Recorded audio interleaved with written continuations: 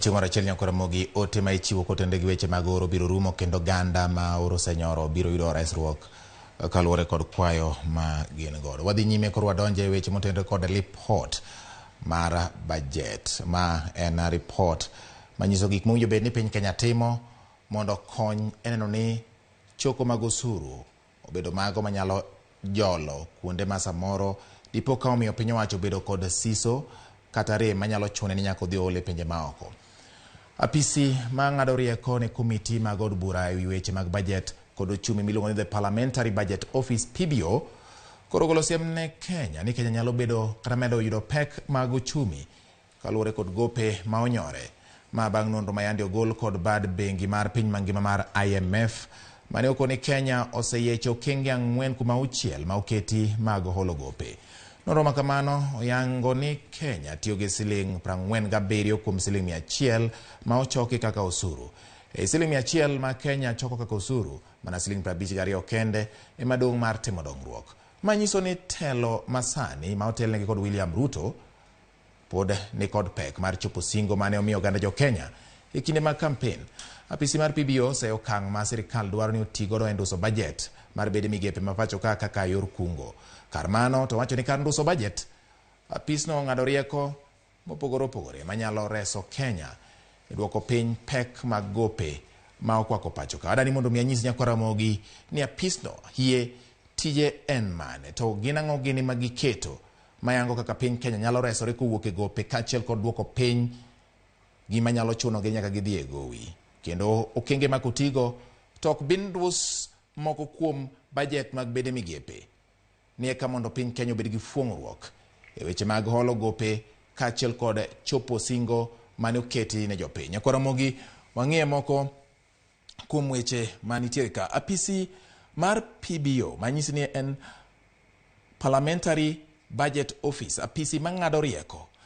Apis od bura marango weche mag budget, Parliamentary Budget Office PBO, en apis ma ochung' kar kende. Nyiso ni okodok ne piny owacho kata kweth maketo piny owacho tesre. Oyanga diere, ochung' kodiedo. Apis ni ng'ado rieko ne komiti mag od bura e wi budget kod ochumi. Nyiso ni sama od bura ng'iyo weche mag budget kod kaka piny Kenya dongore, to apis ni ema ng'ado negi rieko ni kotim ma to duoko dhi bedo ma kata nyalo bedo ma to mae gimo nyalo kelo maber. Nyakwara mogi ka wang'iyo kendo kaka apis ni endi tiyo. Koro wang'iyo gope ma piny Kenya osebedo godo. Nonro mar bad bengi mar piny mangima kata duol mochung' ne weche mag omenda miluongo ni International Monetary Fund IMF e higa mar 2022 wacho ni dongruok mar piny Kenya nokawo 52.1 mar yuto mane piny Kenya oyudo. Gope ne okawo 47.9 mar yuto mane Kenya oyudo. Nyiso nang'o ka ni chiegni pe omenda madonjo e weche mag dongruok dwa mana romore gi mago michwalo e gope manosehol e kinde mokalo. Kuom siling 100 ma ochoki kaka osuru, nyiso ni siling 47 kata tamalo 47.9 ma en siling 47.9 dhi e gope. Wewagi omenda mapuot mako ketie weche mag osara gi weche mag dongruok. Nyakwara mogi samoro dongruok nyalo chako yulo. Wadhi ni nyime kuom moko ma report mar PBO wacho. Yore mag duoko gope piny. Apisi modido kar kende ni manie od bura kendo ng'ado rieko ne komiti e weche mag budget wacho ni gisetimo nonro kendo ginyiso ni mako tim to gope ma piny Kenya osebedo kaolo momiyo IMF osewacho ni piny Kenya oseyiecho okenge 4 kendo gidong' mana 2 kende to koro ginyalo lor negi kata mana weche mag kawo gope. PBO yango yore ma piny Kenya nyalo duoko godo gope mage piny. Keto kembe 248 mag sirikal e lwet joket mwandu bane na achiel kuom wechegi. Owacho ni ma biro nyuolo ohala mar bilion 30 higa ka higa. Omenda monyuolgi inyalo kony godo e tiyo tije kendo tayo chenro mag piny Kenya ma piny Kenya okoyiengore gope ma igole e pinje maoko. Keto chike mag keto kembego e lwet ji giwegi duoko piny midhiero makinde ka kinde e kembego. Niponi oket chike makare to midhiero ma samoro nyalo mako kembegi kapod gin e lwet piny owacho biro dok piny, kendo mabiro miyo kembegi nyuolo omenda mabiro siro piny owacho e tayo chenro mage mag dongruok. Wadhi nyime mondo wachak wayang ni motenore kod weche ma owacho e yore mag duoko gope. Maendi en achiel kuom gigo ma bende awacho ni poni oket chike makare to magi biro duoko biro kelo yot ne kembe, kendo chikego biro miyo kembego chako ng'e ni gin giwegi winjo bed ni giloso omenda moloyo yiengore kuom gima piny owacho kata gima iluongo ni exchequer, manyiso ni piny owacho nyaka gol omenda masiro kembegi. Wadhi nyime nyaka Ramogi wang'iane mamoko bende kotenore gi weche mag duoko kembegi piny. En ni jiwo kembe sirikal e loso omenda. Poni nitiere kambi mo odok ne sirikal bang' koseket chike ma wacho ni chien ka, kendo keto kembe 248 cha e lwet ji giwegi, to kembegi koro ijiwogi mondo ng'i kaka ginyalo tedo rode mag loso omenda.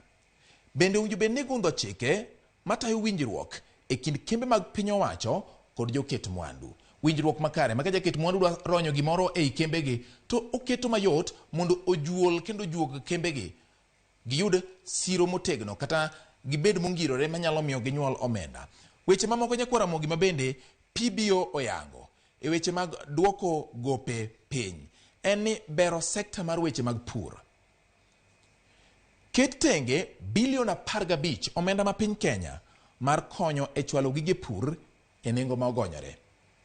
Mondo mi jiw weche mag pur en ni piny owacho nyaka ket bilion 15 ne chenro mag siro jopur, yore mag chwalo gige pur e nengo mogonyore. Bende nyaka ket tenge siling milion 200 mar nyiewo masinde mag tuoyo cham kod mag geng'o kethruok mag cham. Kaendi ma bende oseyudore ni piny Kenya samoro yude lal nikech cham ka ok otuo makare to dhi okane to samoro yudo kokethore kapok kinde mar tiyo kod romo. Manyiso ni en cham ma koro inyalo witi nikech kwiri osenyuolore iye manyalo kelo hinyruok ne oganda. Koro PBO nyiso komiti gi ni mondo mi budget mar piny Kenya obed mongirore kendo piny Kenya kik tigo omenda e omo cham e pinje maoko, nikech wanyalo bedo gi cham e pacho ka. En ni tuo cham go makare kendo ketgi makare mondo kik gikethre, to ma biro dwaro omenda maromo siling milion 200 eka mondo mi ma timre.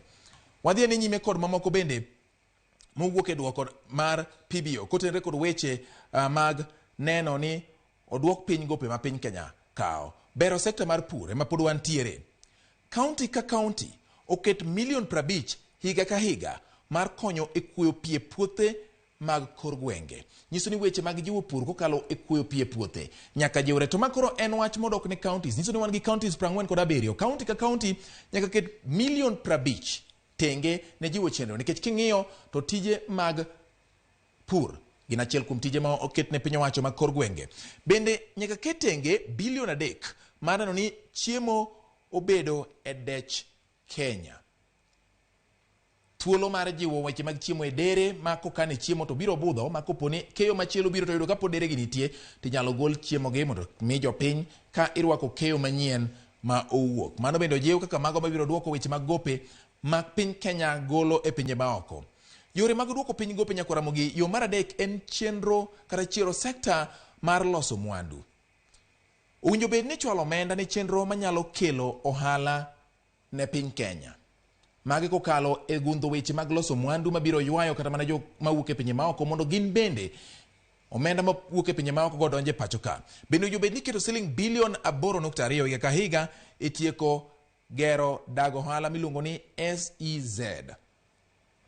Magi gin kuonde ma owinjo bed ni igero e kuonde mag ohala ma koponi otim mano nyaka Ramogi to gin kuonde ma biro keto yore mag ochumi bedo mongirore miluongo ni economic zones. Mano kaluwore kod wachni lipot mogol kod PBO mondo duok gope mag piny Kenya nitiere godo piny kata yore mag olo hola mowuok e pinje maoko piny bilion 8.2 nyaka keti ka higa e tieko gero dag ohala mondo mi ojiw ochumi kod dongruok ma pacho kanyo. Koro Ramogi, ka wadhi nyime kod lipodni gi duoko mare, pod wang'iyo duoko gope ma piny Kenya ni godo piny. Chiero sekta mag loso mwandu. Owinjo bed ni keto maino e dongo kuonde tiegruok mag tije lwedo miluongo ni TVETs. Chungo chenro mag loko polytechnics obed mbalariany. Ma nyiso nang'o? oseyangore ni kuonde tiyo tije mag lwedo kaluwore gi lipot mar PBO nyalo miyo joma wuok e kuonde tiegruok gi ochuog thuolo mathoth mag tije. Sama thuolo mathoth mag tije ochuogore kendo owuok yuto bende medore nikech jogi koro nigi gima ginyalo timo. Sama yuto medore Nyakuramogi, ji ok bi bedo gi geno ahinya kuom kony mawuok kuom piny owacho nikech ginyalo yudo gigegi. To bende kopogore gi mano, osuru mibiro ng'adi kuonde mag tijegi biro bedo mongirore manyalo jolo e weche mag neno ni piny Kenya chopo dwaro mare mar choko mag osuru higa ka higa. Bende nen ni koponi olok kuonde gi mbalariany, to tich mar chuogo thuolo mar tije kokalo e tiegruok ma ji yudo e kuonde mag tiegruok mo tije mag lwedo miluongo ni TVETs biro dok chien. Bende onyalo bed ni itiego kendo imedo lony mar jolos mwandu e kembe. Ok owinjo bed ni ng'ato kano yudo tiegruok e kinde mokalo to omudho mana gi tiegruok achiel. Owinjo bed ni jiwo lony mare mondo mi obed gi ng'eyo mathoth kaluwore koda kaka samoro weche mag teknolojia bende lokore mondo mi oting' malo nyalo mare loso mwandu mamoko. Nyakuramogi, mago gin moko kuom lipot ma duoko mar PBO ni kelo.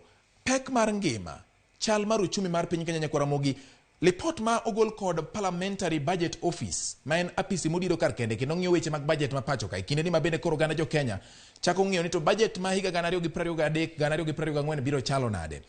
Owach weche ma owinjo bed ni timo. Pek mar ngima oidho kowuok atamalo 51 dwe mar ariyo higa 2022 mano nyiso ni higa mokalo dwe machalo kod ma.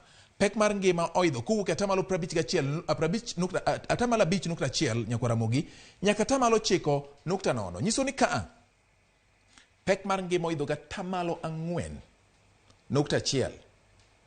En medruok machiegni dhi mana nus dwaro more gi kaka ne weche mag ngima obedo e kinde mokalo. Nyiso ni chiegni ngima odwa medore nyadiriyo.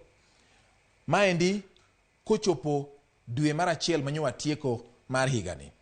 Gik ma okelo pek mag ngima gin medruok e nengo chiemo.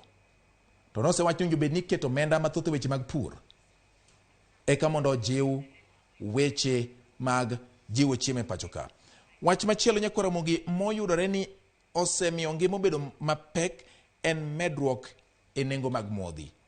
Modhi ma itiyo godo e nyamburko e masinde kaachiel kod mago oidho. Nyiso ni weche mag loso gik moko kata wuodhe kaachiel kod gik ma itiyo godo ka iloso gi masinde bende koro oidho. To kata mana weche mag teko sitima bende thoth oganda tiyo godo bende idho nikech iyudo ka modhi nitie kaka gi keto achiel kachiel kata gin gi tudruok achiel kachiel kod dongruok mar ochumi mar piny Kenya. Nyakuramogi, mano e kaka lipot mano mar PBO ma wadendo gi dho ngere ni Parliamentary Budget Office ma en apisi modido kar kende od bura kendo ng'ado rieko ne komiti mochung' ne weche kotere gi weche mag budget kod ochumi oyango gik manyalo miyo piny Kenya obed gi yot tayo chenro mage kaka inyalo thir medruok e gope ma iolo kowuok e pinje maoko kod gik ma osemiyo piny Kenya obedo kod ngima matek ma koponi okete tim to piny Kenya nyalo bedo gi fuong'ruok. Nyakuramogi, yiena mondo akaw yweyo mara mokwongo kokalo e Ramogi TV pod weche manyien mag oimore biro bang' yweyo ni. Kik idhi mabor.